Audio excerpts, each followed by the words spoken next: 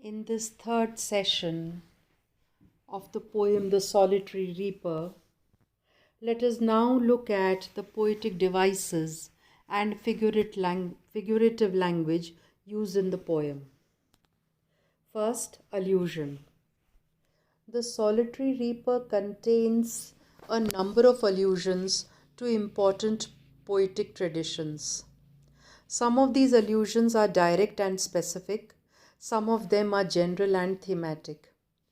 In stanza 2, for example, the speaker compares the reaper's song to a nightingale's and states that the girl sings more beautifully than the bird. This is a specific allusion to an important symbol in the history of Western poetry.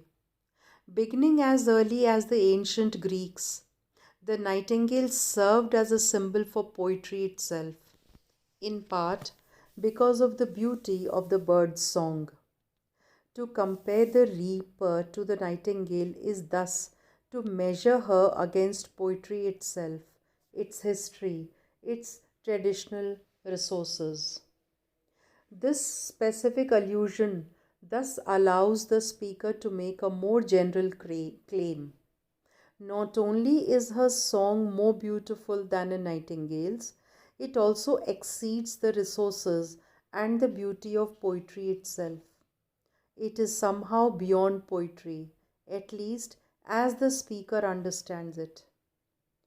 By contrast, in stanza 3, the speaker makes a much more general allusion, pondering whether the reaper's song might engage with old, unhappy, far-off things and battles long ago. The reader may take this as an allusion to several important traditions in poetry. For example, the epic, a kind of long poem that often deals with heroes, battles, and political catastrophe. The speaker does not reference a particular epic, say the Iliad, but rather ponders whether the reaper might be engaging with the tradition of such writing more broadly. In both cases, however, the speaker uses allusion to measure the extent of the reaper's engagement with and her relation to poetry itself, its history, and its traditions. Metaphor. The solitary reaper is resolutely unmetaphorical. In keeping with Wordsworth's poetic maxim, to use the language really used by men, he avoids flowery, elaborate metaphors. The poem is frequently direct, concrete, and simple.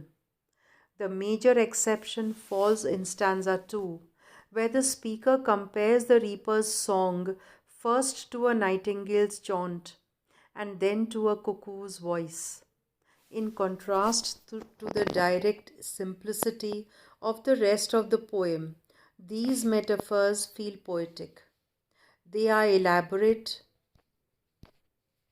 and embroidered with esoteric geographical references to Arabia and the Hebrides. They take the reader out of the world of the poem.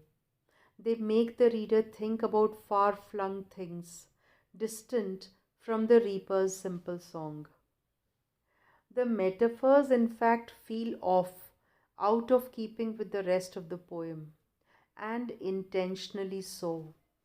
In lines 9 and 13, the speaker makes clear that these metaphors fail to describe the reaper's song. No nightingale did ever chaunt, a voice so thrilling never was heard, etc. The metaphors try to capture the beauty of the reaper's song and they fail. This failure may be more broadly instructive. The speaker may be suggesting here that metaphor itself, as it has been traditionally used in the English poetic tradition, is not sufficient. It does not have any purchase on reality outside of poetry. The speaker uses metaphor then to stage his frustration with the device and to issue an implicit call for a different kind of poetry that employs the language really used by men and can describe the lives they lead. Alliteration.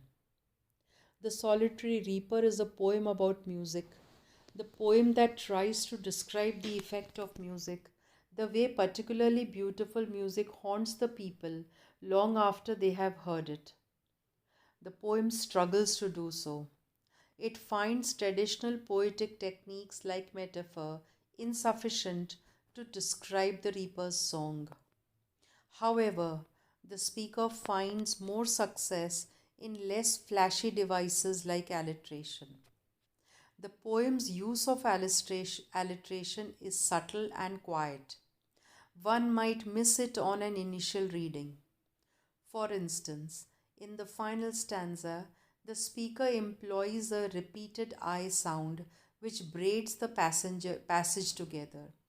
Whatever the theme the maiden sang, as if her song could have no ending. I saw her singing at her work and over the sickle bending. I listened motionless and still, and as I mounted up the hill, the music in my heart I bore long after it was heard no more. After the initial line frames the stanza, the I sound sometimes as alliteration, sometimes as assonance, binds the rest of it together, linking everything, linking together a set of lines that are otherwise not highly musical. There is a secondary and less significant alliteration on the S sound, which largely depends on polyptoton, the repetition of words derived from sing. The alliteration creates a thread of music. It suggests that whatever the speaker's frustration with poetry and its capacity to represent music, his art contains a reservoir of musical possibility, a possibility that pushes past just representing music to actually being music. Such subtle alliterations can be found throughout the poem, one of its quiet constant resources. These threads of musical alliteration should be contrasted with the flashy chiming alliterations the reader finds in stanza 2. For instance, No Nightingale and Welcome Notes to Weary Bands. In contrast to the soft whispering alliteration on the I sound in stanza 4, these alliterations are loud, prominent. They call attention to themselves, not necessarily in a good way. They may, in fact, seem cheap, gaudy, over the top. They manifest a different kind of poetic music, a music that drowns out the thing it describes, being so entranced with its own sonic capacities. The speaker thus uses alliteration here to reinforce the failure of the metaphors he uses in stanza 2. Not only do the metaphors fail, they fail spectacularly, chiming and ringing with false grandeur. Form, meter, and rhyme scheme of the poem. Form. First, let us take a look at the definition of a ballad. A ballad is a type of poem that tells a story and was traditionally set to music. English language ballads are typically composed of 4-line stanzas that follow an ABAB rhyme scheme. The Solitary Reaper is almost a ballad. A ballad is a traditional genre of English poetry. Genre means style or type of English poetry. It is not a high literature genre like the sonnet. Instead, it was largely used for popular poetry and in tavern songs. A tavern is a place where alcoholic drinks were sold, what we understand today as the pub. For much of the history of English poetry, the ballad has held the status of a folk form. Ballads were also popular in Scottish poetry.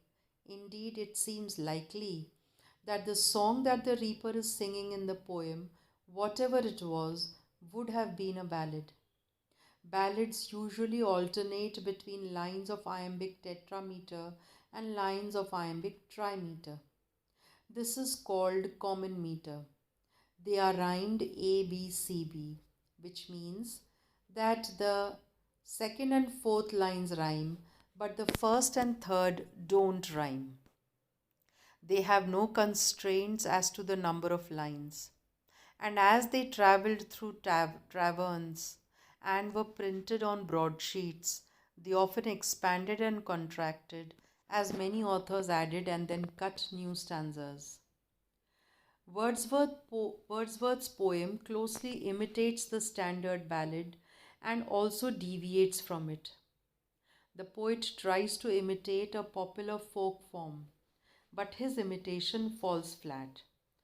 Through the poem's form, then, Wordsworth seeks to create an affinity or connection between his poem and the reaper's song that the poem is attempting to capture, and he dramatizes his failure to do so.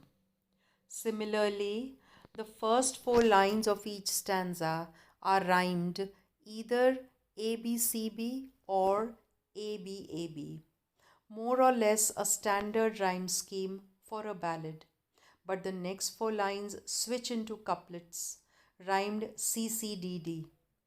These rhymed couplets closely echo an elevated literary form called the heroic couplet.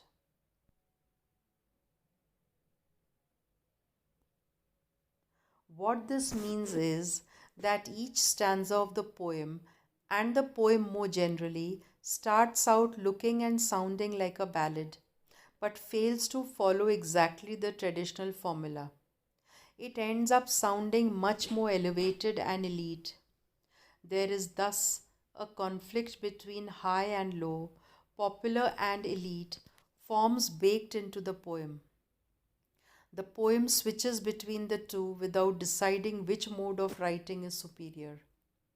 This inconsistency again suggests that the poem is struggling to capture the song that it seeks to describe, and its code switching from low to high forms is a sign of its struggle. The meter.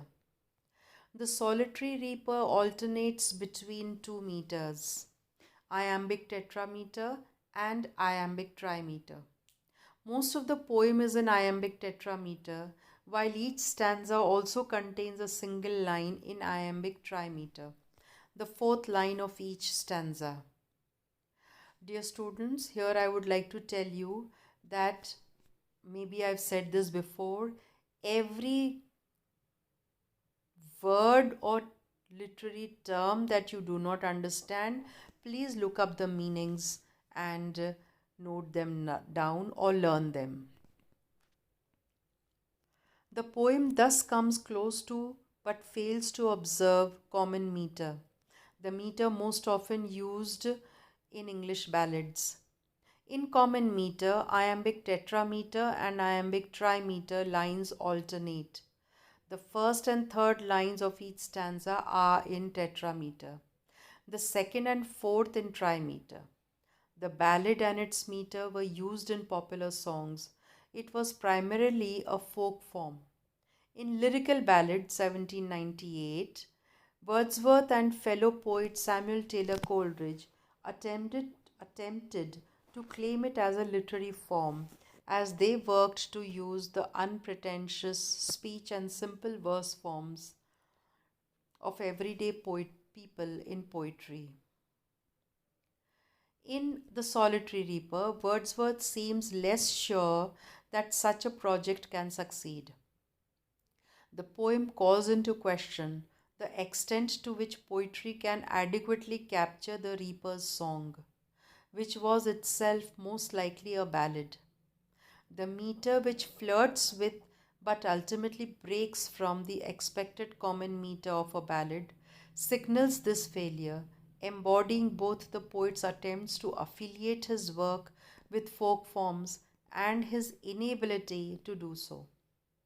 In the final four lines of each stanza, the poem switches into iambic tetrameter couplets.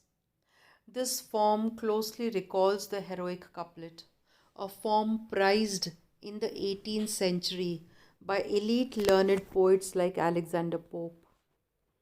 For Wordsworth's early readers, who would have been well schooled in Pope's meter, the poem would have been a strange and disorienting metrical experience, alternating between a failed ballad and failed heroic couplets.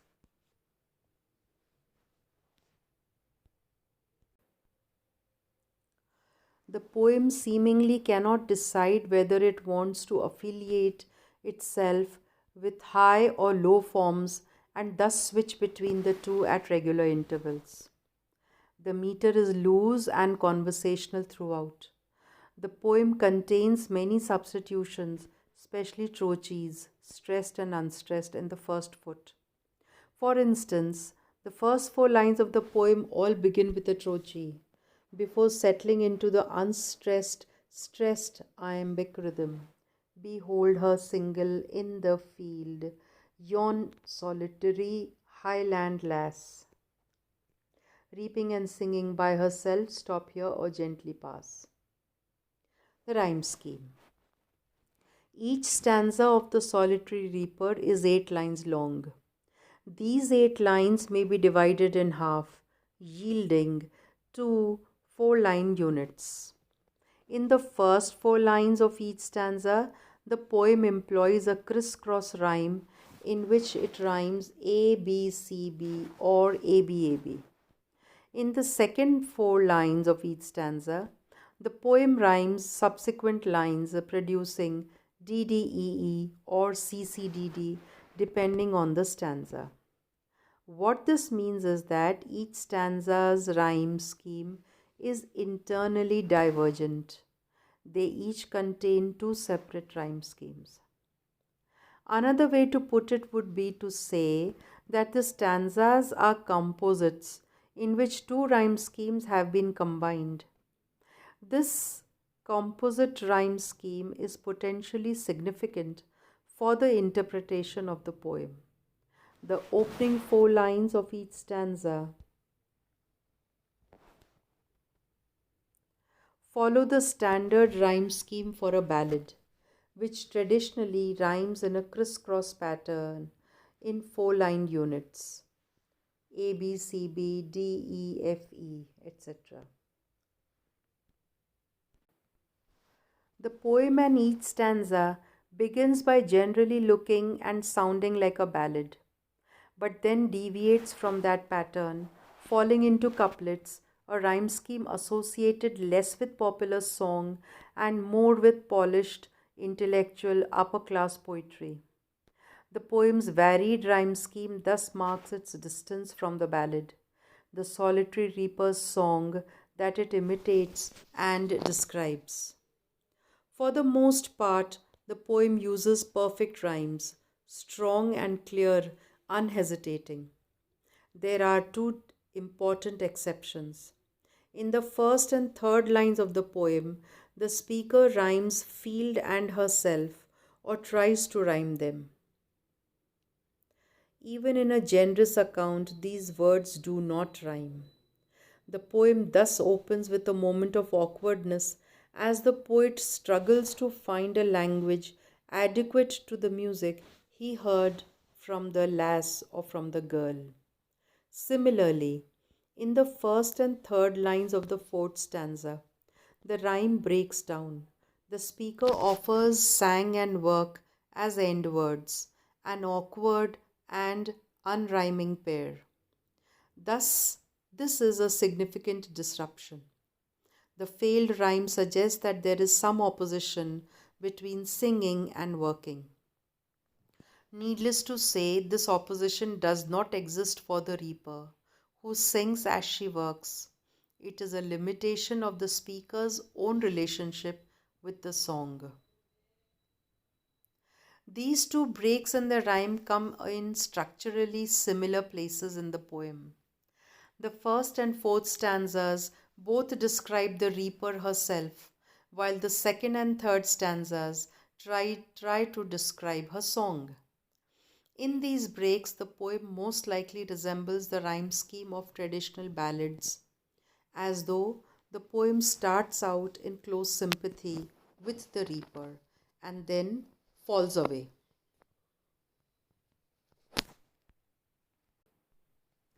The solitary reaper's speaker. The speaker of the poem is an anonymous traveller who has recently been to Scotland. The speaker withholds much vital information about himself. The reader does not know his age, his class, or his nationality. The reader does not know the reason for his trip, whether business or pleasure. All these details are withheld from the poem to emphasize the reaper's song. The poem focuses closely on the song, trying to find a language to describe how it sounds. The reader, nonetheless, can make some inferences about the speaker based on the way he describes the song. First, the speaker is educated. He deploys a series of literary allusions and almost cliches in his attempt to describe the reaper's song. Second, the reader may surmise that the speaker is not Scottish. He does not understand the reaper's song, which was presumably sung in Scots, the national language of Scotland at the time. The speaker then is a foreign presence, distant from the things he describes. However powerful the song, he returns to a life far removed from its singer. Finally, because Wordsworth himself took a trip to Scotland in 1803 and wrote the poem shortly thereafter, many readers have assumed that the speaker is Wordsworth himself. If this is true, the poem's implicit reflections on the powers and failures of poetry become sharper and more urgent.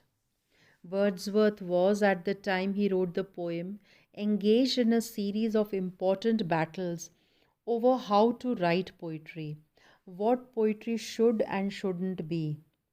The solitary reaper may engage in these debates, reinforcing Wordsworth's own arguments for a poetry that uses, as he wrote, the language really used by men. The setting of the poem. The setting of the solitary reaper is complex, twofold. At first, the poem seems to be set in a rural region of Scotland in the early part of the 19th century.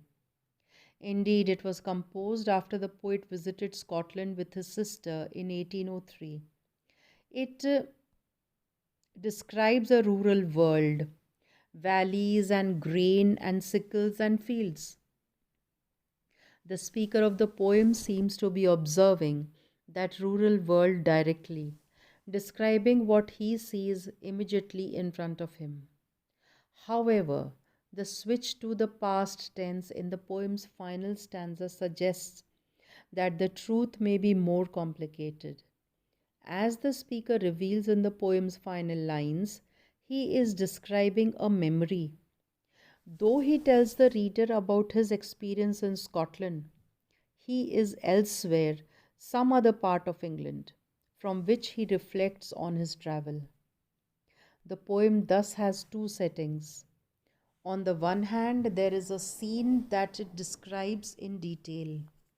On the other, there is a place that the speaker describes it from, a place he does not describe, though he makes it clear that it is distant and different from the Scottish countryside. Much of the poem's energy and anxiety derives from the discrepancy between these two settings. The poet attempts to recapture in poetry the innocent agricultural world he has left behind, and in important respects, he fails to do so. Now, a look at the literary and historical context of the poem. Literary context. The Solitary Reaper was written at the height of Romanticism, a literary movement that began at the end of the 18th century and stretched into the mid 19th century. Romanticism is broad and complex. It emerged in part as a response to the European Enlightenment, a philosophical movement that stressed rationality and classical order. By contrast, the Romantics valorized emotion and irrationality. They glorified medieval texts and traditions instead of classical precedents, and they often put a strong emphasis on folk forms. They sought pleasure in emotions that the Enlightenment had suppressed, such as horror, terror, and the sublime, often finding such emotions in the overwhelming beauty of the natural world. Wordsworth was one of the leading figures of British Romanticism, particularly in the early period of his career. Wordsworth's Romanticism is arguably less intense and highly wrought than some of his contemporaries. He is rarely interested in terror and awe, though he argues that poetry derives from the spontaneous overflow of powerful feelings. That emotion must be recollected in tranquility in order to make art. In other words, Wordsworth acknowledges that powerful emotion is necessary for poetry, but he also stresses a retreat from the emotion itself.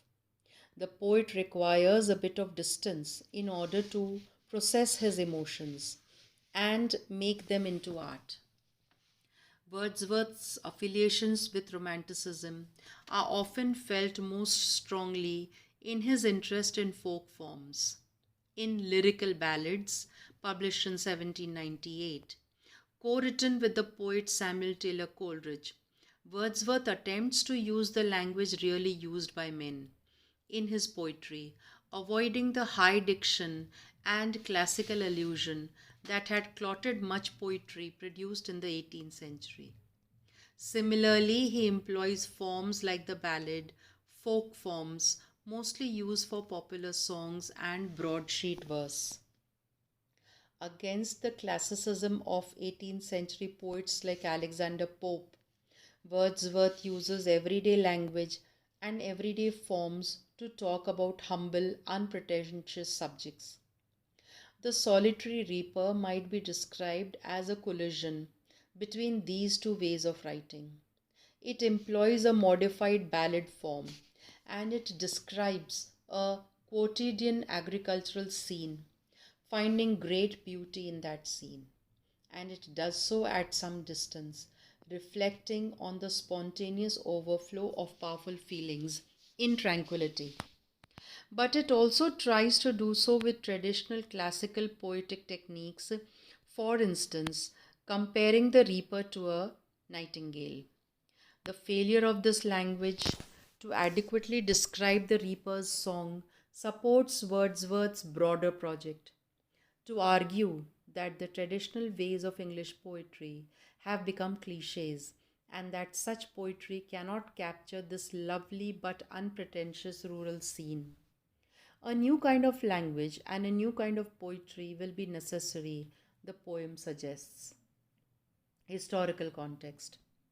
The Solitary Reaper was written in 1803 or 1804, following a trip Wordsworth took to Scotland with his sister Dorothy.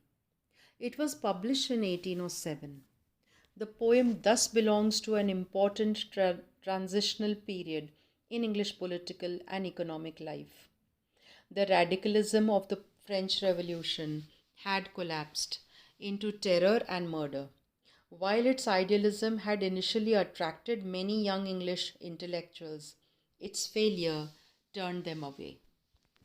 With this, we finish looking at the poem The Solitary Reaper by William Wordsworth. Thank you.